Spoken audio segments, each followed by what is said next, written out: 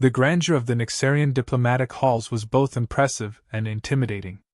Tall, crystalline structures shimmered under artificial suns, reflecting the advanced technology and prosperity of the Nixarian civilization. Amidst this splendor, Earth's diplomatic envoys, led by Ambassador John Harris, entered with a grave purpose. Ambassador Harris, a seasoned diplomat and environmental scientist, was chosen for this crucial mission due to his expertise and calm demeanor. His team had spent months preparing detailed reports and projections, using Earth's advanced climate models to predict a catastrophic environmental shift on Nixar. The data indicated that if immediate action was not taken, the planet would face severe ecological collapse. As they gathered in the main conference room, Harris presented the findings to the Nixarian Council. The room was filled with Nixarian leaders, their expressions ranging from curious to skeptical. Harris began his presentation, projecting holographic images of Nixar's current climate conditions and the alarming changes predicted to occur within the next few years. Honorable members of the Nixarian Council, Harris began, we have detected significant anomalies in your planet's climate patterns. Our models predict a series of cascading environmental failures that could lead to widespread disaster. We urge you to consider immediate mitigation measures to prevent this catastrophe. Harris detailed the potential impacts: rising sea levels, extreme weather events, and the collapse of key ecosystems. His voice carried a sense of urgency, hoping to convey the seriousness of the situation. The Earth team watched as the Nixarians absorbed the information, waiting for a response. The Nixarian government, proud of their technological advancements and confident in their ability to manage their planet, listened with polite interest. Chancellor Vorik, the head of the council, finally spoke, his tone measured but dismissive. Ambassador Harris, we appreciate your concern for our planet. However, our scientists have reviewed similar data and concluded that our technology is more than capable of addressing any potential issues. We have advanced climate control systems and robust environmental safeguards. The room filled with murmurs of agreement. The Nixarian leaders were known for their confidence, and their faith in their technology was unshakable. They believed that Earth's warnings, while well-intentioned, were based on an incomplete understanding of Nixarian technology and environmental management. Harris tried to interject, emphasizing that the models used were based on universally accepted scientific principles and extensive data. However, Chancellor Vorik raised a hand, signaling the end of the discussion. We will take your concerns into consideration, Vorik said diplomatically. But for now, we see no reason for alarm. Thank you for your visit. The envoys were politely but firmly escorted out of the hall. As they left, Nixarian media began broadcasting reports of the meeting, portraying it as another instance of Earth's overreach. The Nixarians, proud of their autonomy, took the dismissal as a reassurance of their superiority and control. Back on Earth, the reaction to the Nixarian dismissal was one of deep frustration and growing concern. The scientific and diplomatic communities had hoped the Nixarians would heed their warnings and take preventive action. Instead, their concerns were brushed aside, and the looming disaster seemed inevitable. Despite the setback, Earth continued to monitor Nixar's environment closely. The data streams from their satellites and observational stations showed increasingly alarming signs. Sea levels on Nixar were rising faster than predicted, and unusual weather patterns began to emerge, threatening the stability of the planet's ecosystems. Earth scientists worked tirelessly, updating their models and refining their predictions. They sent additional, less formal warnings to Nixarian scientists and environmental agencies, hoping to bypass the political barriers and reach those who might take the threat seriously. These messages included detailed reports and suggestions for immediate measures that could mitigate the impending disaster. However, the Nixarian responses remained the same: confident dismissals and reassurances that their technology could handle any potential issues. Earth's frustration grew, but they maintained a watchful eye, hoping that the Nixarians would reconsider before it was too late. As the environmental signs worsened, the urgency of Earth's messages increased. The hope was that, at some point, the Nixarians would recognize the severity of the situation and take action to prevent the catastrophe that was now all but certain. The clock was ticking, and the fate of Nixar hung in the balance. The catastrophe that Earth had predicted began with a series of sudden and severe climatic changes on Nixer. The first signs were unusually violent storms that swept across the planet, bringing torrential rains and devastating winds. Coastal cities faced unprecedented flooding as sea levels rose rapidly, submerging entire districts and forcing thousands to flee their homes. Next came the temperature fluctuations. Within days, regions that were once temperate experienced extreme heat waves, followed by sudden drops to freezing temperatures. The Nixarian infrastructure, built for stability, buckled under the strain. Power grids failed, water supplies became contaminated, and transportation systems ground to a halt. Nixarian scientists, who had initially dismissed Earth's warnings, now scrambled to understand the unfolding disaster. They deployed their most advanced climate control technologies in a desperate bid to stabilize the situation. But it was too late. The scale of the ecological collapse was beyond their control. Their efforts were akin to trying to stop a tidal wave with a sandcastle. Panic spread rapidly among the population. News reports showed images of chaos, families clinging to rooftops to escape floods, people collapsing from heat exhaustion, and wildlife fleeing in disoriented masses. Food and water shortages became critical as supply chains broke down. The initial disbelief turned to fear, and fear to desperation. As the environmental disaster escalated, Nixer's political and social structures began to destabilize. The government, previously confident and dismissive, now faced a population in turmoil. Public unrest grew as people demanded answers and immediate action. The streets of major cities were filled with protests, quickly turning violent as frustration boiled over. Scenes of chaos unfolded across Nixer. Riots and looting became commonplace as people fought for dwindling resources. Supermarkets were emptied, and supply trucks were hijacked. In rural areas, mass migrations began as entire communities fled the worst-hit zones, seeking refuge wherever they could find it. The exodus added to the strain on already overwhelmed cities. The Nixarian leadership, led by Chancellor Vorik, struggled to respond effectively.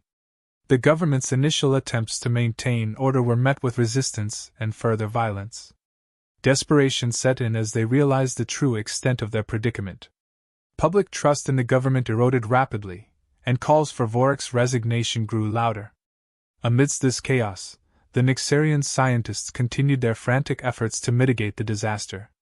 But each day brought new challenges, and their resources were stretched to the breaking point. The planet was spiraling into anarchy, and it was clear that without immediate and substantial help, Nixer would face total collapse. Amidst the unfolding chaos on Nixer, Earth stepped forward with a formal offer of assistance. Recognizing the dire situation, Earth's leaders emphasized their advanced technology and preparedness to help manage the crisis. The offer was not purely altruistic. It came with conditions aimed at preventing future disasters and ensuring cooperation between the two planets. Earth proposed to send a task force of environmental scientists, engineers, and humanitarian aid workers to Nixer. They would bring with them advanced climate stabilization technology, emergency supplies, and expertise in disaster management. However, Earth's assistance came with the stipulation that they would establish control over key Nixarian capitals to coordinate recovery efforts effectively. The Nixarian government, cornered and out of options, faced a difficult decision. The conditions of Earth's offer implied a significant loss of sovereignty and control. Yet, the alternative was a complete societal and ecological collapse.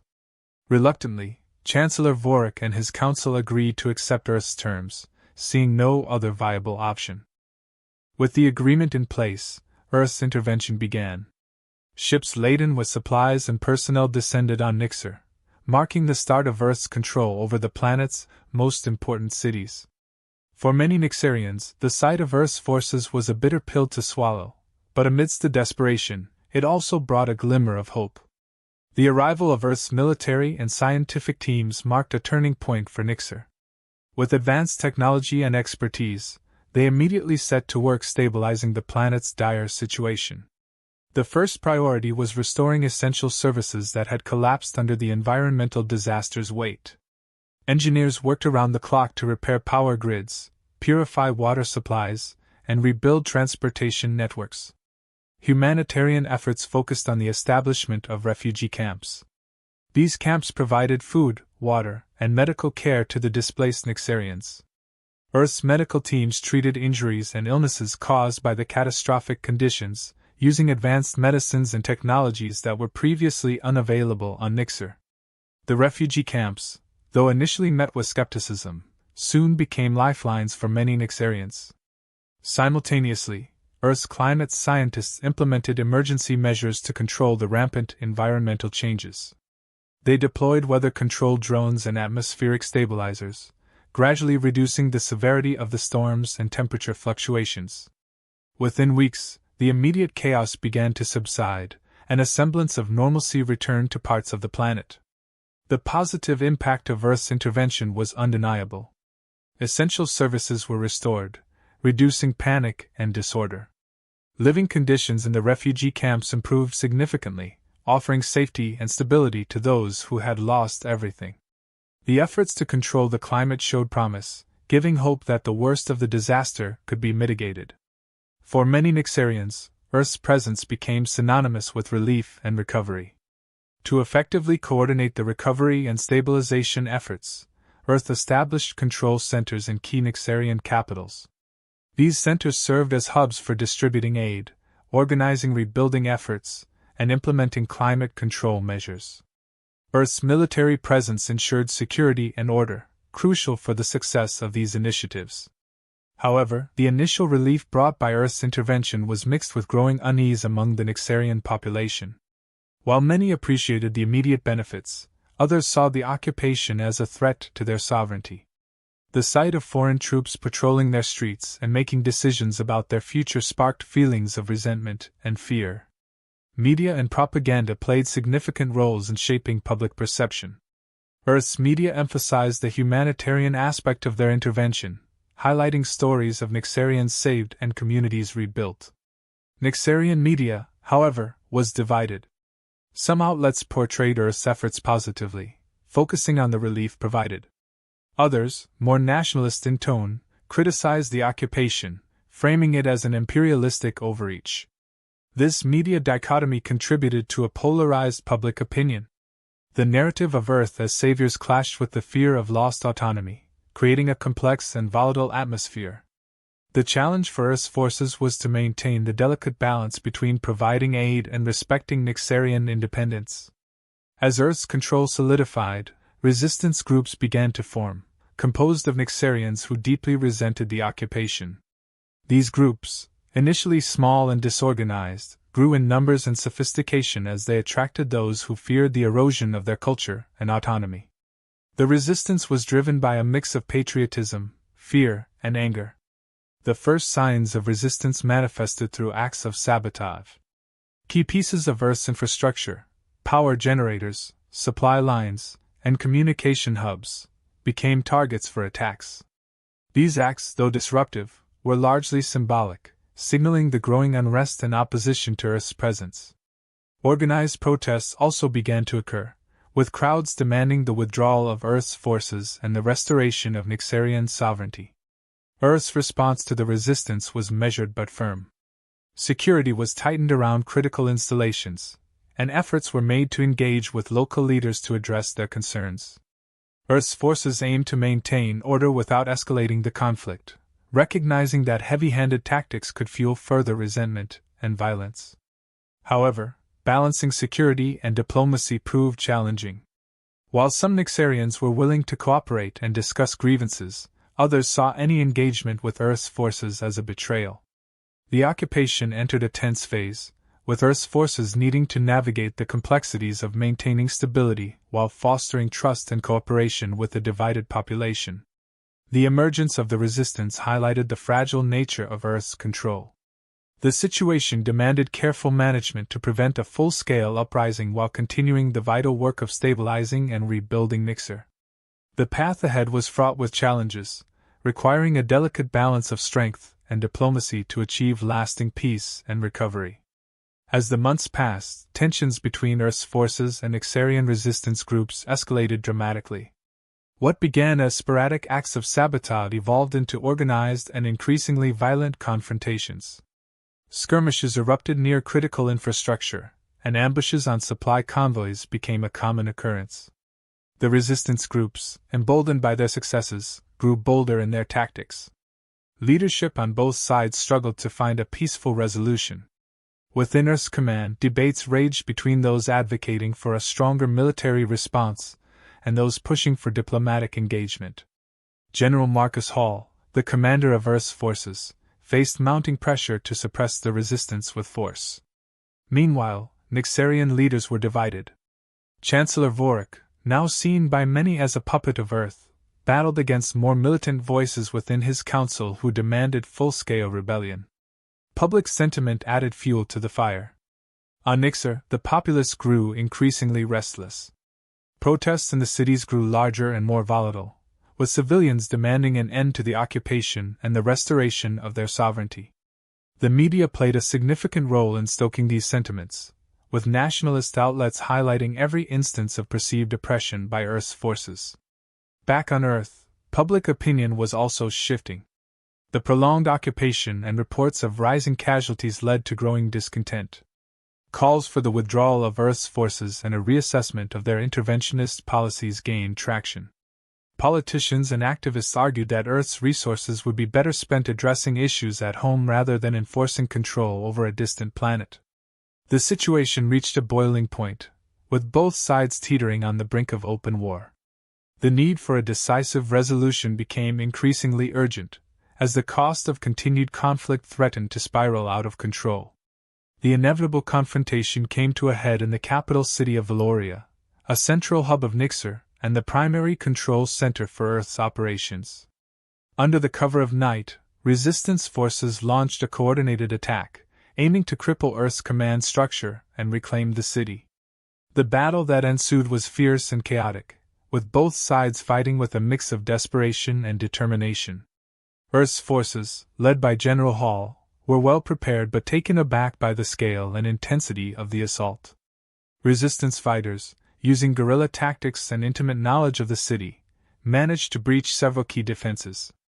Streets that were once bustling with civilian life turned into battlegrounds, with explosions and gunfire echoing through the night. In the midst of the chaos, key characters from both sides played pivotal roles. General Hall, determined to hold the line, directed his troops with precision, while simultaneously seeking a way to de-escalate the conflict. On the Nixarian side, Commander Arik, a former military leader turned resistance hero, led the charge, inspiring his followers with his bravery. The turning point came when moderate leaders from both Earth and Nixar recognized the futility of continued bloodshed. Amidst the battle, a temporary ceasefire was brokered by influential figures who saw the mutual destruction they faced. General Hall and Commander Arik, driven by a shared desire to save their people, agreed to negotiations aimed at finding a peaceful resolution. With the ceasefire in place, representatives from both sides convened to negotiate a path forward. The discussions were tense, filled with distrust and the weight of the recent violence. However, the shared recognition of the need for cooperation gradually paved the way for meaningful dialogue. The negotiations resulted in a comprehensive agreement. Earth would gradually withdraw its military presence, handing over control of Nixarian capitals to local governance under strict environmental regulations to prevent future disasters. In return, Nixar would commit to working closely with Earth's scientific and environmental teams to ensure sustainable practices and long-term recovery. A joint task force was established to oversee the reconstruction efforts. This team, composed of both Nixarian and Earth scientists, engineers, and administrators, focused on rebuilding infrastructure, restoring ecological balance, and fostering economic stability. Refugee camps were transformed into thriving communities, with resources allocated for education, healthcare, and sustainable development. Public sentiment began to shift as the benefits of cooperation became evident. On Nixar, the return of self-governance and the visible improvements in living conditions restored a sense of hope and pride. On Earth, the successful resolution of the crisis and the positive impact on Nixar bolstered support for collaborative, rather than interventionist, policies. The story concluded on a hopeful note, with Earth and Nixer forging a new partnership based on mutual respect and shared goals. The lessons learned from the disaster and its aftermath set a precedent for how interplanetary relations could be managed in the future, emphasizing the importance of listening, cooperation, and sustainable practices. The capitals of Nixer, once scenes of occupation and resistance, now stood as symbols of resilience and renewal.